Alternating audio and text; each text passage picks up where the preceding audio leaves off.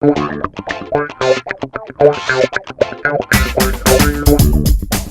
and welcome to London Real. My name is Brian Rose. Joining me as usual is Mr. Nick Gabriel, and today we're very excited to have in studio futurist Jacque Fresco, who's the founder and director of the Venus Project. Creativity is taking known elements and putting them together in different ways.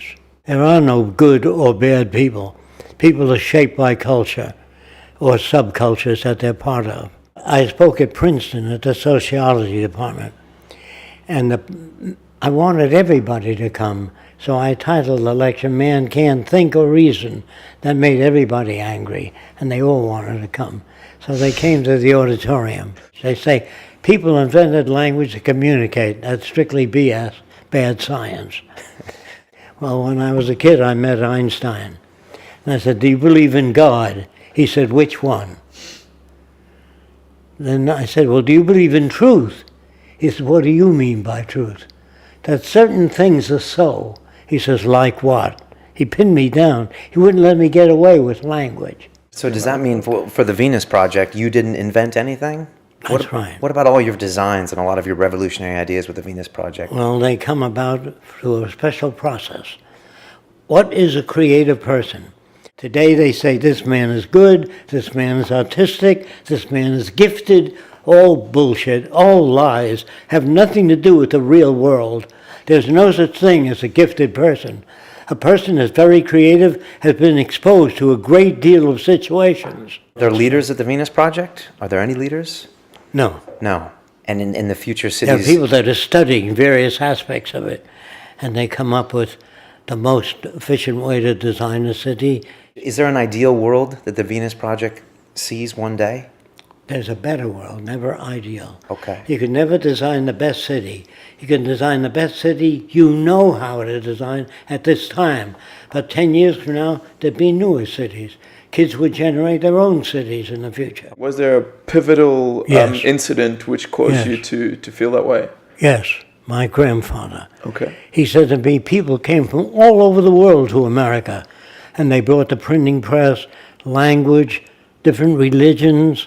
He says, if you love the world, never pledge allegiance to any one country. They're all corrupt. You know, I saw an interview with you with Larry King in 1974. Well, Larry King was a nice guy. He was honest. On that show, you said that the way that civilization in the modern world was, it was not sustainable. And you said in 15 or 20 years, it won't exist in the current form that it is. And that was 30 years ago, 40 years ago. Unless we go to war, I said. All of us are prostitutes when we work in this culture. The minute you go to work for any industry, when you punch that time clock, you're in a dictatorship. Think about it. That's so true. That is so true. What do you think of the Zeitgeist movement, and what do you think of Peter Joseph? Peter Joseph pointed out the shortcomings of the banks shafting the public that they can lend more money than they have. He pointed out the stock market. He pointed out religion as being a false structure.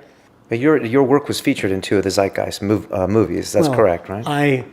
I was featured by the Zeitgeist movement because people said to Peter Joseph, okay, the system is corrupt. What can we do about it?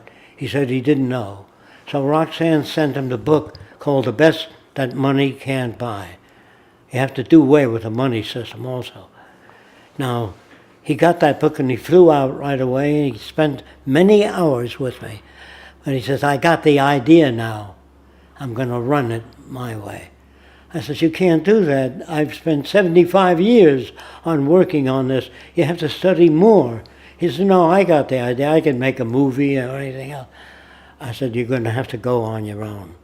So I split with him because I've been working on it for so many years and doing away with my own beliefs in order to understand what shapes human behavior. There's so many people like both what you and Peter Joseph say, and they would love to see some way for you to work together, and they said, is it an ego reason why you have clashed, or is there some way, because you both have brilliant ideas, or it would be so nice if your ideas were promoted on a different stage.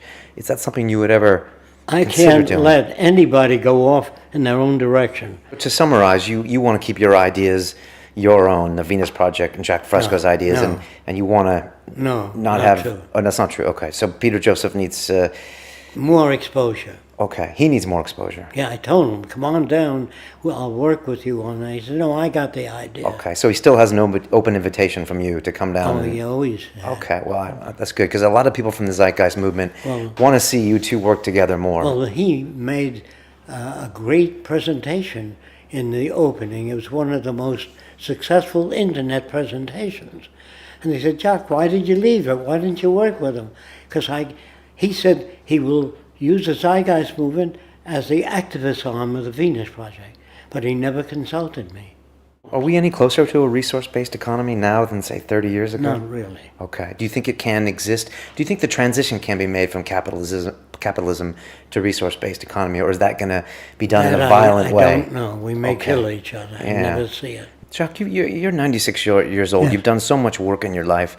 What's left for you to do, or what's the one priority right now in your life, in your life's work?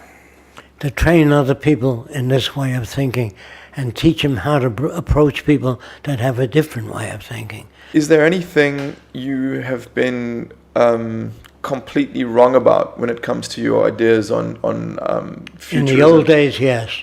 Jacque, what if we elected you president this year and you started in the Oval Office January 20th, 2013? I'd be shot in 3 days. Okay. Assuming we had a great security detail, what would you do if you could do anything? I declare all the world's resources as the common heritage of all the world's people and get them to join and become one nation who takes care of the environment, the earth, the atmosphere.